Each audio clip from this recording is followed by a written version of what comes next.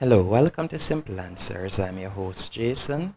In this video, I'll be showing you how to fix limited access to media on Telegram on your iPhone.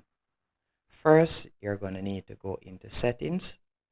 Once in settings, you're going to scroll down and you're going to select Telegram. Scroll all the way down and you want to select Telegram right here. After you have selected it, you're going to tap on Photos. And as you can see, it's selected photos. You want to tap on all photos. After you have done this, you're going to scroll back and you want to ensure that the camera is granted. They are granted access to camera also by tapping on it. As you can see, it's in green. And then you'll simply go back into Telegram and now you'll be able to access all of your media on your iPhone.